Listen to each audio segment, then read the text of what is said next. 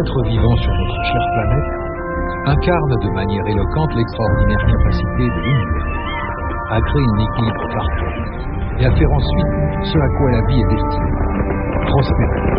Prospérer est le cours naturel de la vie.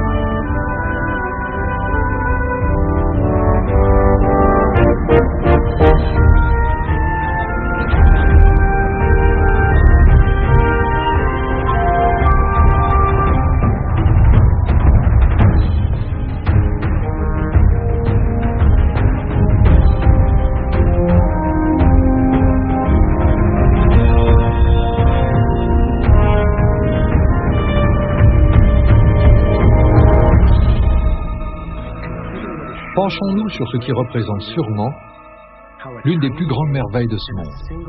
Comment un œuf minuscule et un seul spermatozoïde, doté d'un courage à toute épreuve, sont-ils capables de déclencher un processus qui donne naissance, au final, à l'un d'entre nous?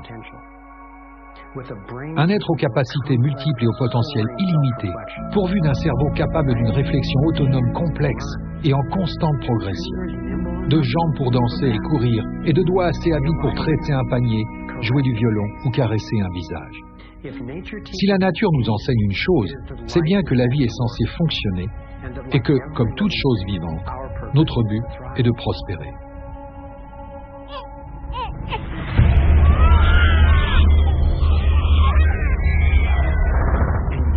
Et pourtant, pour une majorité des habitants de la planète, la vie ne laisse pas de place à cette prospérité. Elle consiste simplement pour eux à survivre, à essayer de tenir bon. Est-ce vraiment le mieux qu'on puisse faire? L'univers a-t-il œuvré pendant près de 14 milliards d'années pour finalement engendrer une espèce qui soit l'ennemi de la vie elle-même et de sa propre planète? Je ne crois pas. Je m'appelle Foster Gamble. J'ai passé pratiquement toute ma vie à essayer de comprendre ce qui pourrait expliquer l'appauvrissement et la bouleversante agonie de notre planète. Dans ma jeunesse, poussé par la misère dont j'étais témoin et par mes craintes pour notre survie, je suis parti en voyage en cherchant la réponse à différentes questions. L'humanité est-elle seulement capable de prospérer? Si oui, pourquoi ne prospérons-nous pas? Mes recherches m'ont conduit en des lieux où jamais je n'aurais pensé me rendre, révélant de surprenantes découvertes, apparemment sans rapport entre elles, mais qui se sont finalement révélées, intimement liées. Comme vous pourrez le constater, j'ai découvert un code, un motif naturel intégré dans l'art et les icônes à travers les siècles. Je crois que ce code est la clé d'une nouvelle source d'énergie, propre et renouvelable, qui pourrait totalement révolutionner la vie de l'humanité. Je suis parvenu à comprendre comment notre système économique était manipulé et j'ai découvert ce que nous pouvions faire pour que ça change. Mon voyage m'a fait découvrir des manières de reprendre les choses en main et de créer des systèmes libérateurs et sains partout sur la Terre. J'ai compris que nous ne sommes pas une erreur, nous sommes simplement trompés. Nous avons été inconscients de notre éclat, dépouillés de notre force, ignorants de notre génie, inconscients de notre véritable pouvoir et de notre splendeur. Mais tout cela est sur le point de changer. Je vous invite à partager les moments forts de mon invraisemblable voyage. J'ai créé ce navigateur afin de nous faire voyager dans le temps et l'espace. Laissez-moi vous donner un aperçu. Sur cet écran, nous pouvons accéder à ce que j'appelle nos constantes. Il s'agit de données critiques qui ne nous sont pas communiquées par les médias institutionnels qui, aux États-Unis, sont passés de 50 sociétés à 5, en à peine plus de 25 ans. Nous les utiliserons pour vérifier comment nous allons vraiment. L'écran de droite illustre l'établissement d'un système de vie sain et durable sur la planète Terre. C'est ce que j'appelle les aperçus de navigation. Et voici notre boussole. Au lieu d'utiliser une aiguille pour chercher le nord dans le champ magnétique terrestre, notre boussole correspond à la structure du champ lui-même. Et cette structure, comme vous le découvrirez bientôt, possède d'étonnantes ramifications technologiques et sociales. Après avoir consacré ma vie à cette quête, j'en suis arrivé à croire que ce modèle détient en fait la clé pour créer un monde qui fonctionne pour tous. Alors allons-y.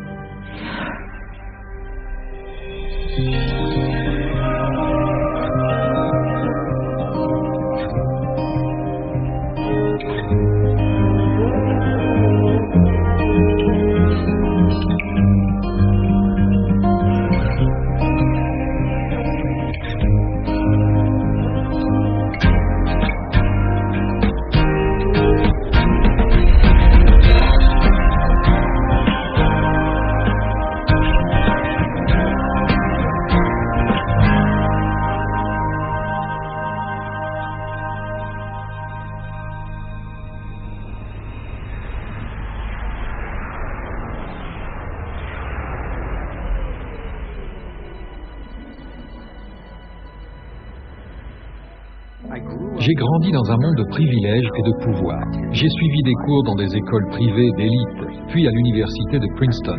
En tant que descendant direct de l'un des fondateurs de Procter & Gamble, j'ai été conditionné pour être un meneur de l'établissement. Mais j'ai choisi une voie différente.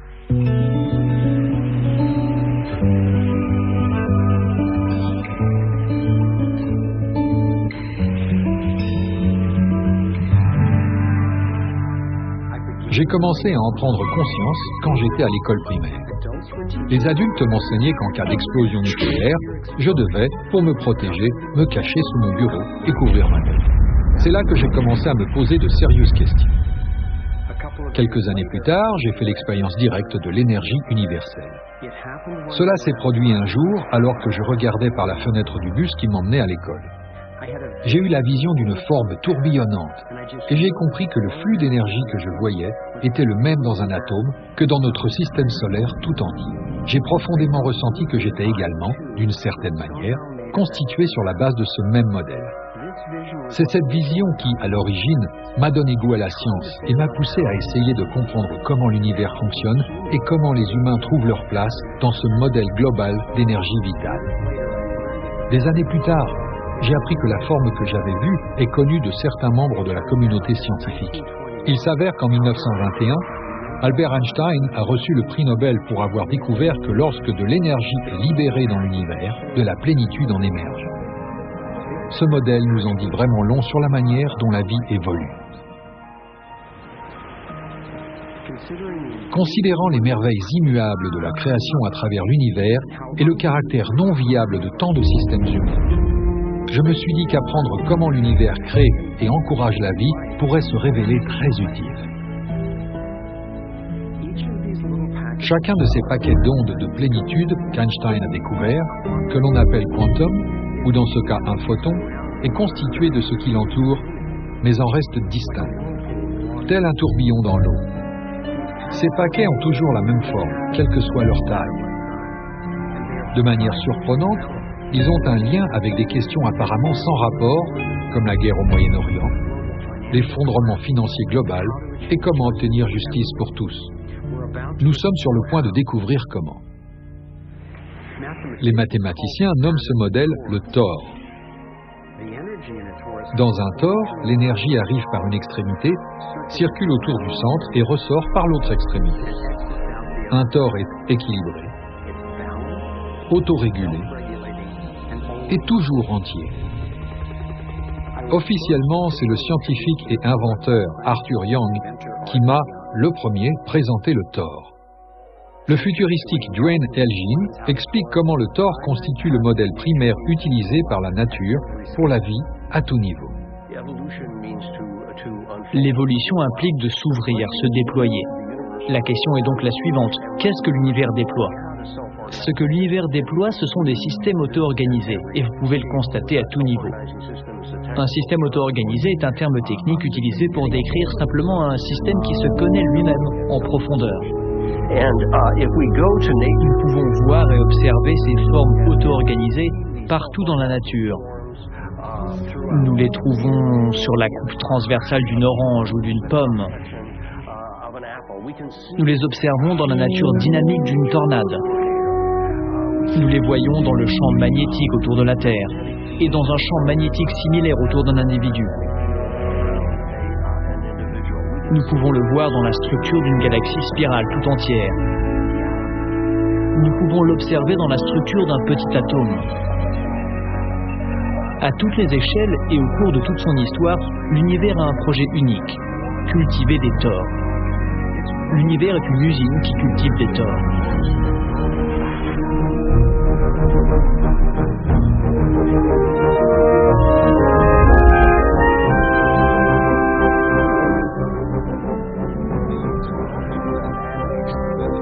Ces dynamiques toroïdales sont visibles à différents niveaux. L'un d'entre eux est le niveau galactique. D'énormes structures tournoyantes composées de milliards d'étoiles. Généralement, cela ressemble à de grands bras de galaxies qui se retournent et qui se caractérisent par des tourbillons qui partent du centre et s'étendent jusqu'au bord du halo galactique qui les entoure. the galactic halo that surrounds them. Stars Les étoiles quittent le disque galactique pour arriver dans le halo, descendent dans les tourbillons et repartent en arrière de nouveau. and back out again. Stars like Des étoiles que nous connaissons, telles qu'Arcturus par exemple, ont déjà emprunté cette voie.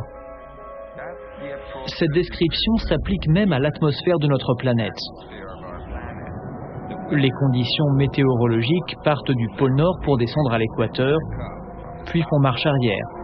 Depuis le pôle Sud, elles remontent vers l'équateur puis redescendent. Même les dynamiques à la surface du Soleil sont très similaires. Bien sûr, dans le cas présent, nous adoptons une approche depuis une perspective extérieure, sur un modèle à petite échelle. Quand vous regardez le système solaire ancré dans la galaxie, ancré dans l'amas, ancré dans le superamas, nous voyageons dans cette mer infinie où circule une infinité de torts.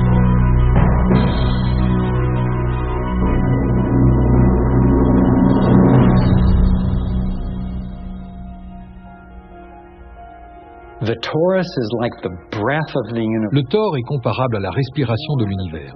Il s'agit de la forme que prend le flux d'énergie à tout niveau de l'existence. Mais il y a également une structure sous-jacente dans laquelle les flux s'assemblent, comme une sorte de squelette. Elle porte le nom de vector equilibrium, un terme inventé par l'un des plus grands penseurs du XXe siècle, Buckminster Fuller. Inspiré par le travail visionnaire de Fuller, j'ai passé des dizaines d'années à effectuer des recherches sur les dynamiques du vector equilibrium et du tor.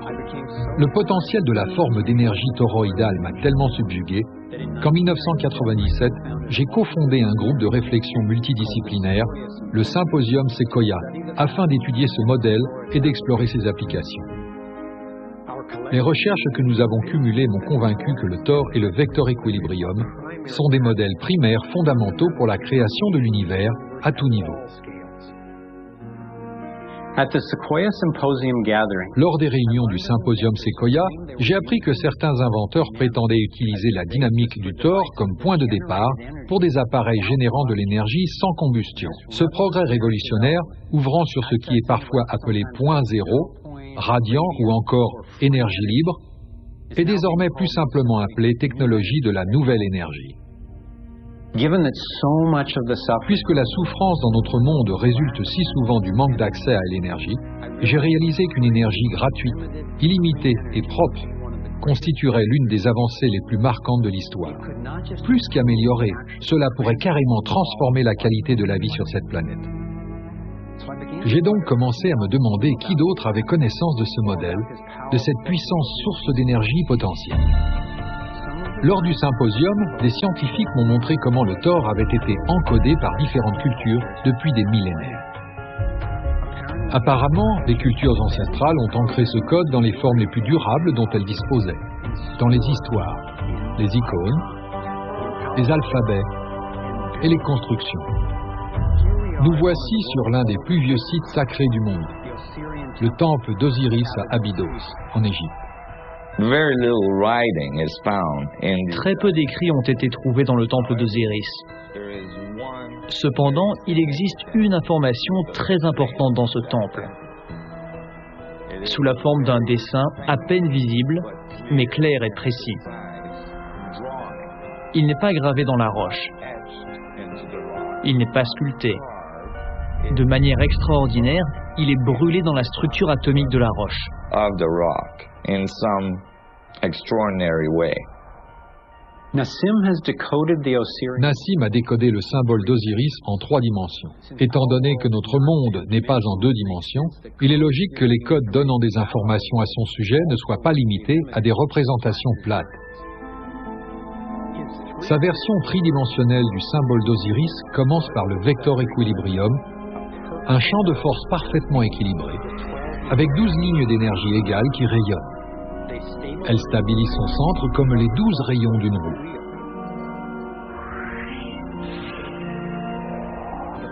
Le modèle primaire du flux d'énergie équilibré autour de cette structure est le tor.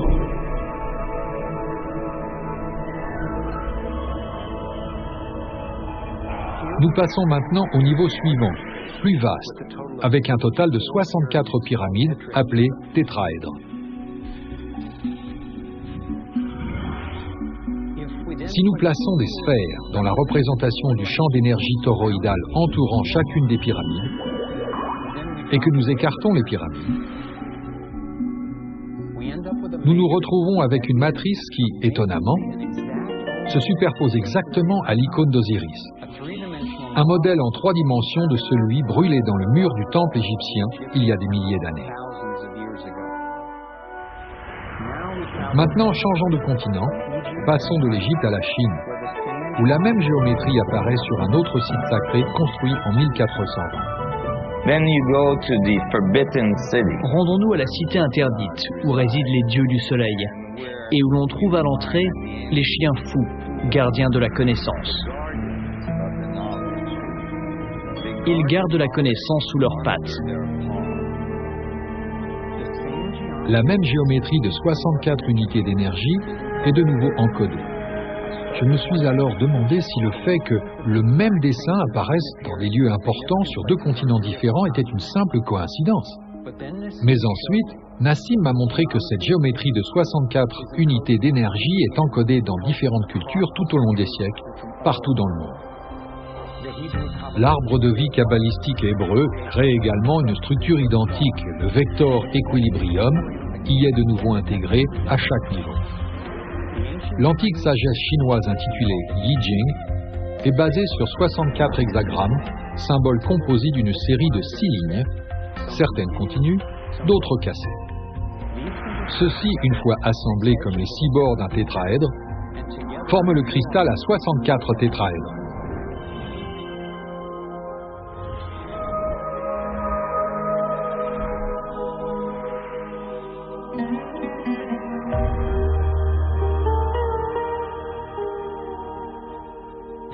Le même modèle réapparaît dans la recherche scientifique moderne. La double hélice se caractérise par un alphabet de 64 codons utilisés pour encoder notre ADN humain.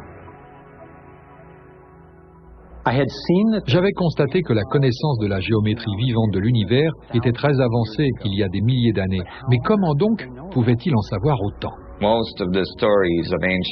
plupart des histoires de l'Égypte ancienne, des Mayas et des Incas, évoquent les dieux du soleil descendant sur la terre et enseignant aux hommes l'ingénierie, l'écriture et toutes leurs sciences. J'ai commencé à me demander si tous ces dieux du soleil n'étaient pas des civilisations avancées provenant d'une autre partie de notre galaxie. Dans beaucoup de cultures anciennes, les textes les décrivent comme arrivant dans des bateaux volants, ou dans la tradition védique, des machines volantes, etc.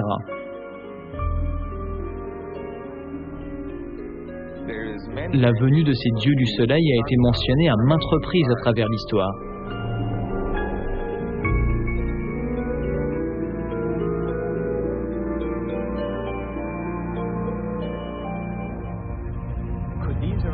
Se pourrait-il que ces premiers pilotes d'au-delà de notre monde soient à l'origine du partage de ce code?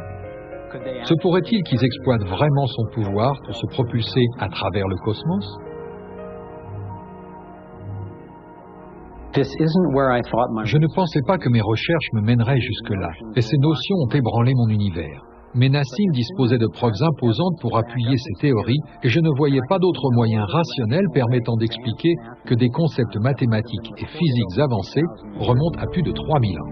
J'ai fait appel à l'un des chercheurs les plus expérimentés, le Dr Stephen Greer, fondateur du Centre d'études de l'intelligence extraterrestre.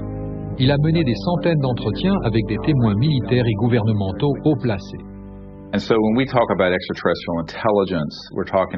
Donc lorsque nous parlons d'intelligence extraterrestre, nous parlons de civilisations douées de sensations comme nous, mais dont les technologies et peut-être les capacités sociales sont telles qu'elles ont été capables de devenir des civilisations interstellaires ou interplanétaires. Si vous considérez le fait que les estimations les plus prudentes suggèrent que dans la galaxie de la Voie lactée, il existe au moins 10 000 planètes identiques à la Terre, avec une vie intelligente, et qu'il est probable qu'au moins la moitié soit au moins aussi avancée que nous, il devient presque certain qu'il existe une vie intelligente en dehors de la Terre, qui maîtrise les lois de l'univers au-delà de ce qui est actuellement enseigné au MIT et à l'Institut de technologie de Californie, suffisamment pour être capable d'effectuer des transferts à travers l'espace-temps, en temps réel, sur de grandes distances interstellaires. Nous disposons de plus de 4000 cas d'objets ayant atterri sur la Terre ferme et ayant laissé une preuve physique de leur passage. Nous disposons de plus de 3500 cas de pilotes rapportant ces faits.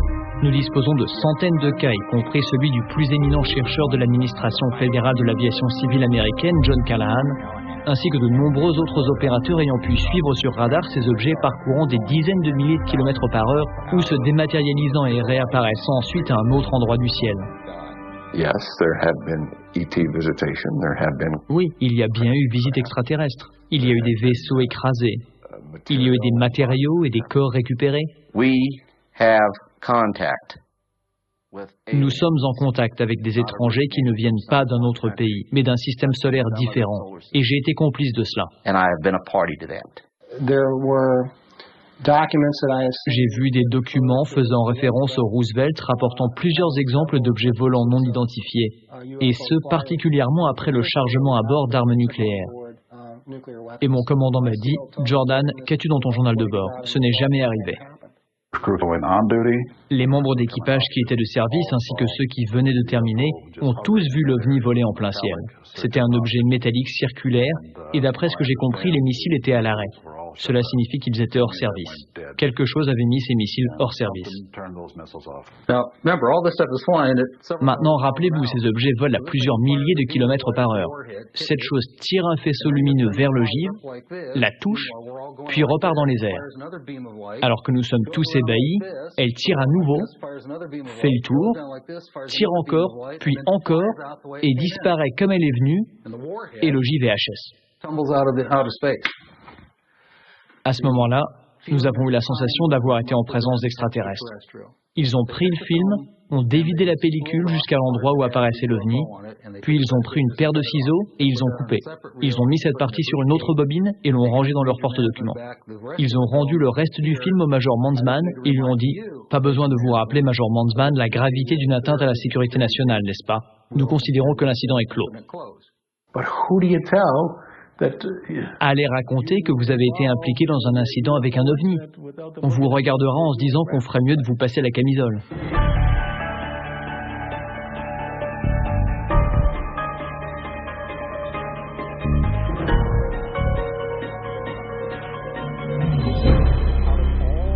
Parmi toutes les preuves attestant de l'existence des ovnis, un phénomène extraordinaire ne cesse de me surprendre et de m'inspirer. Il s'agit, un peu partout dans le monde, de l'apparition des crop circles, cercles dans les champs. Ces formes élaborées apparaissent mystérieusement dans les cultures de céréales, de telle manière que les tiges sont couchées, mais pas coupées. 5000 de ces formes sont apparues dans 30 pays, essentiellement en Angleterre. Les médias ont incité beaucoup de gens, moi y compris au début, à voir dans ces formes un canular, l'œuvre d'un petit réseau de blagueurs agissant la nuit. Bien sûr, il y a eu de fausses versions, mais celles réalisées par la main de l'homme sont grossières en comparaison avec la majorité de ces élégantes créations. Les blagueurs ont-ils pu créer l'ensemble des 5000 formes répertoriées? Un petit nombre de personnes équipées de cordes et de planches a-t-il pu créer quelque chose d'aussi complexe et beau, en plein milieu de la nuit, sous une pluie battante et sans laisser d'empreinte dans le sol? Le champ magnétique à l'endroit où les cultures ont été couchées pour créer l'image est souvent chargé en électricité statique. Certaines de ces surfaces sont jonchées d'étranges particules magnétiques. L'une des créations les plus étonnantes ne représente pas un cercle, mais un rectangle qui semble être une réponse directe à un message envoyé dans l'espace en 1974.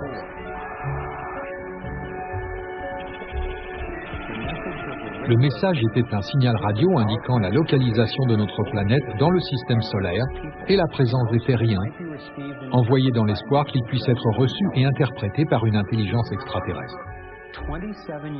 27 ans plus tard, en 2001, cette création sur Culture est apparue en Angleterre, avec ce qui pourrait bien être un autoportrait de l'expéditeur. Ce message correspond au format du signal de la NASA et décrit un système solaire différent du nôtre. Il fournit une image de l'expéditeur, de l'ADN non humain et une antenne micro-ondes qu'ils ont apparemment utilisée pour communiquer au lieu de l'antenne radio que nous avions utilisée. Le symbole de l'antenne était apparu une année auparavant exactement dans le même champ, juste à côté d'une antenne radio en service, similaire à celle que la NASA avait employée pour envoyer le signal original. La NASA continue de nier tout contact extraterrestre, quel qu'il soit.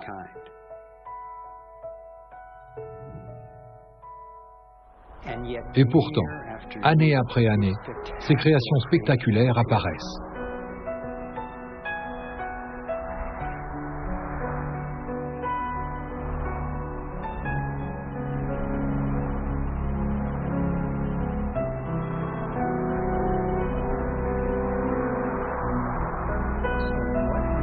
Que peuvent-elles donc signifier? Voici des versions bidimensionnelles qui semblent révéler le tort en 3D.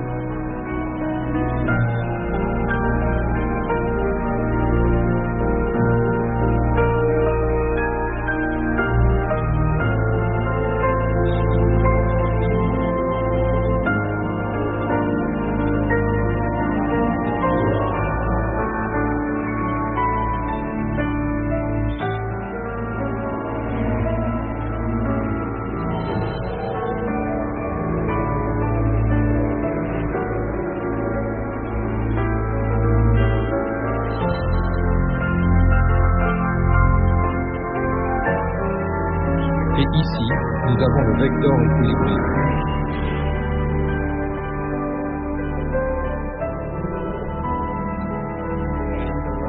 Et la forme correspondante de 64 unités d'énergie que nous avons vues encodées dans les arts de tant de cultures anciennes.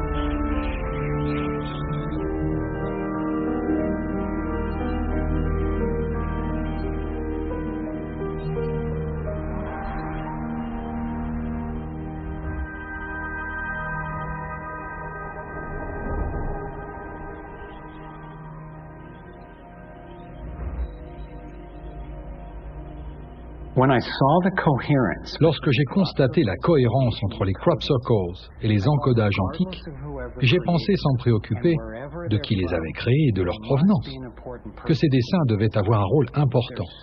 Ils sont tellement cohérents. J'en suis venu à croire que le modèle du Thor et le Vector Equilibrium, particulièrement sous la forme du cristal à 64 tétraèdres, nous montrent comment l'énergie fonctionne dans l'univers, afin que nous puissions apprendre à nous aligner sur elle. Je crois qu'ils nous fournissent un modèle pour accéder à l'énergie d'une manière propre, sûre et illimitée, ainsi qu'un nouveau moyen de propulsion. Quel message plus important pourrions-nous recevoir, surtout maintenant, de leur point de vue, étant donné que nous commençons à étendre notre emprise négligente au-delà de notre planète? J'ai eu confirmation de cette notion lorsque j'ai rencontré le docteur Jack Kasher, ancien professeur de sciences physiques à l'Université du Nebraska, qui a également mené des recherches sur les phénomènes liés aux ovnis. Lors de sa présentation au symposium Sequoia, le docteur Kasher a montré une remarquable série de dessins réalisés par une femme, Lane Andrews, qui prétendait avoir été invitée sur un vaisseau extraterrestre. J'ai été surpris de voir les croquis détaillés du champ d'énergie toroïdal dont elle expliquait qu'il propulsait l'engin et protégeait ses passagers. Par la suite, je me suis entretenu avec James Gilliland. James dispose de nombreuses heures de films portant sur les ovnis dans son ranch de Mount Adams, dans l'État de Washington. Il prétend également avoir été embarqué à bord d'un vaisseau extraterrestre. Ce qui m'a sidéré, c'est le fait qu'il n'avait jamais rencontré Lane Andrews et qu'il n'avait pas connaissance de son expérience. Pourtant, il a décrit un phénomène étonnamment similaire.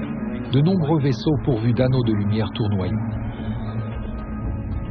Se pouvait-il que le fait que James et Lane décrivent la même dynamique du Thor et que ces deux personnes aient été considérablement harcelées par le gouvernement et les militaires soit une coïncidence? Pour certains, l'idée de l'existence des ovnis peut paraître folle. Pourtant, d'un autre point de vue, cette idée est tout à fait plausible.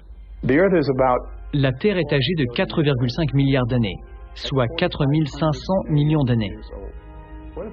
Pourquoi ne pourrait-il pas y avoir une autre planète presque comme la nôtre? Disons une planète âgée de 4501 millions d'années. Ses habitants ont 1 million d'années d'avance sur nous, et à l'échelle galactique, ils sont presque nos jumeaux. Où serons-nous dans 1 million d'années? Nous aurons résolu tous ces problèmes et trouvé d'autres voies, qu'il s'agisse de trous de verre ou de brèches spatio-temporelles. Il doit y avoir un moyen de générer de l'énergie afin de pouvoir la tirer du vide. Le fait qu'ils soient présents nous montre qu'ils ont trouvé ce moyen. C'est un choc important pour le système humain. Je comprends que les gens de notre génération qui aspirent à occuper des fonctions politiques, etc., n'osent pas aborder la question. Parce qu'il s'agit là d'une remise en question de notre vision du monde. C'est un défi fondamental à notre vision du monde. Nous en sommes donc là, une espèce relativement immature qui se débat avec une possible autodestruction. Si s'aligner sur le tort implique de détenir la clé d'une nouvelle forme d'énergie, propre et sûre, imaginez les conséquences. Cela pourrait représenter l'avancée technologique la plus révolutionnaire de tous les temps. Qui ne voudrait pas d'une source d'énergie illimitée et disponible gratuitement? Il s'agit d'une question clé. C'est ce qui m'a conduit au point suivant.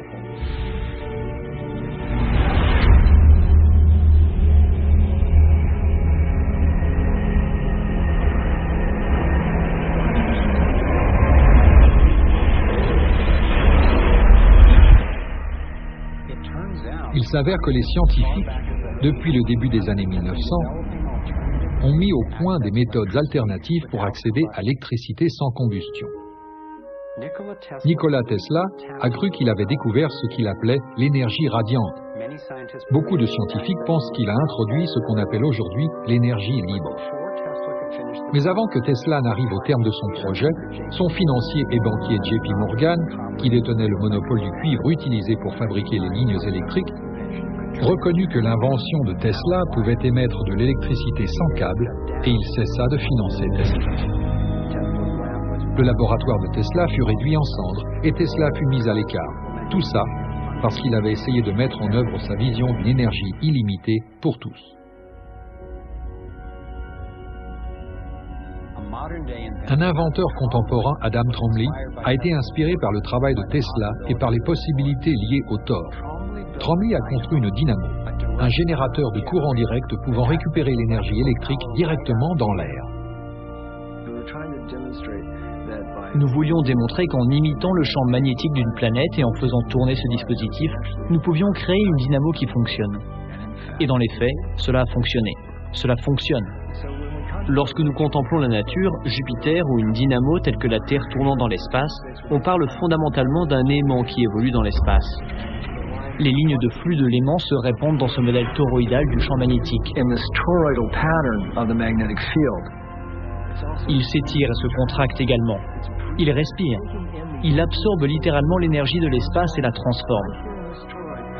Rien que dans cette toroïde, nous avons suffisamment d'énergie pour transformer la planète entière. Ce n'est pas juste un exposé théorique, c'est la réalité. Réfléchissez un peu aux implications que cela induit. Cela signifie que n'importe quel endroit sur la Terre dispose soudainement d'énergie. Chaque personne sur Terre dispose soudainement d'énergie. C'est la profusion universelle. Tromley avait été invité à faire une démonstration de l'un de ses générateurs aux Nations Unies et au Sénat américain, mais la première administration Bush a torpillé ces événements. Ensuite, l'appareil lui-même a été saisi lors d'un raid gouvernemental. L'expérience de Tromley n'est pas un cas unique. À chaque fois, ou presque, que j'ai rencontré l'inventeur d'une technologie prometteuse dans le domaine de l'énergie libre, il m'a raconté une histoire similaire. L'inventeur John Bedini a commencé à travailler en se basant sur les théories de l'énergie radiante de Tesla il y a plusieurs dizaines d'années. Il a produit un éventail de chargeurs de batteries qui généraient plus d'énergie qu'il n'en fallait pour les faire fonctionner. Il a annoncé qu'il allait les commercialiser à bas prix. Peu de temps après, il a été agressé dans son laboratoire et prévenu qu'il ne devait pas fabriquer les machines.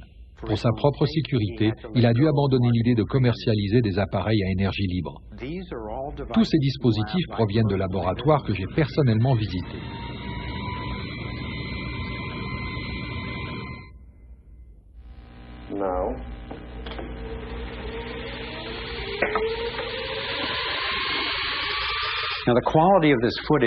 Il est vrai que la qualité de ce film est évidemment mauvaise, et je ne m'attends pas à ce que vous soyez convaincus. Ce que je veux dire, c'est qu'ayant été là-bas avec ces inventeurs, accompagnés d'experts, et voyant ces appareils à nouvelle énergie en service, j'ai été convaincu que la technologie est réelle, et que ses implications sont exaltantes. Le Canadien John Hutchinson a non seulement créé des piles fonctionnant à l'énergie libre, mais il a également utilisé les théories de Tesla pour contrer la gravité, afin de faire flotter les objets. Cela pourrait révolutionner le domaine de la propulsion. Son laboratoire a été cambriolé et son équipement saisi par la police et les autorités en 1978, 1989 et de nouveau en 2000. L'un des scientifiques avec lequel nous souhaitions nous entretenir dans le cadre de ce film était le docteur Eugene Malov, un ingénieur du MIT et de Harvard, rédacteur en chef du magazine Infinite Energy, qui traite des développements théoriques et technologiques dans le domaine de l'énergie nouvelle.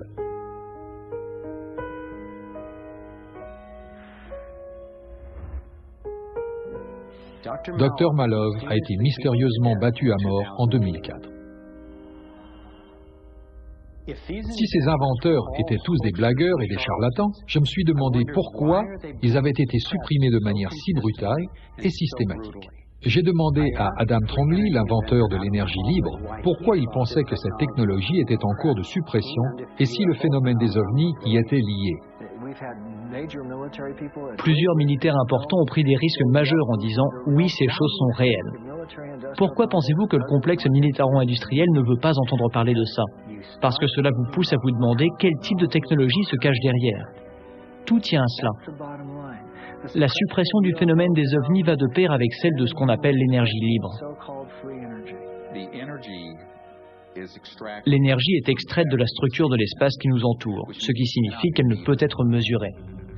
Il s'agit là d'une menace directe à l'égard de l'industrie la plus importante au monde, celle de l'énergie. Adieu ExxonMobil, adieu pétrole, adieu charbon, adieu lignes électriques.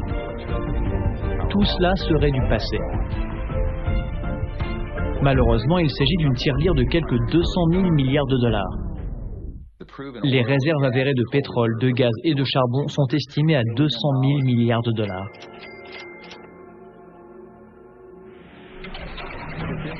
La révélation de cette information modifierait complètement le pouvoir géopolitique, plus que tout autre événement jamais enregistré dans l'histoire humaine.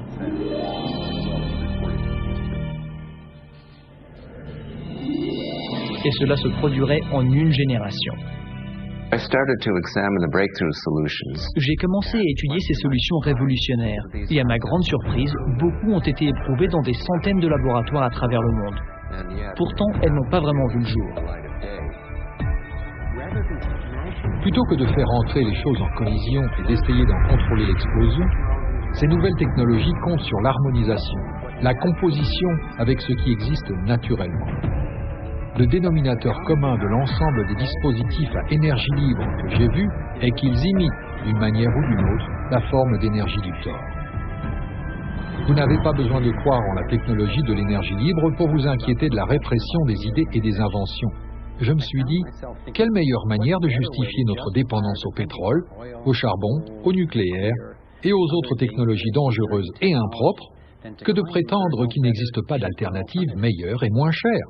C'est mon épouse bien-aimée et partenaire créative, Kimberly, qui s'est toujours assurée de me rappeler les implications humaines liées à mes recherches scientifiques. De mon point de vue, aussi intrigant que le thor, les extraterrestres et l'énergie libre puissent être, la question essentielle restait la suivante.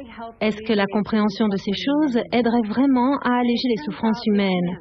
Et il s'avère que la réponse est oui. Tant de souffrances sur la planète sont liées au manque d'accès à l'énergie. Se chauffer, se nourrir et avoir accès à l'eau, se soigner dans un hôpital, tout ceci est lié à l'accès à l'énergie. All that has to do with energy access.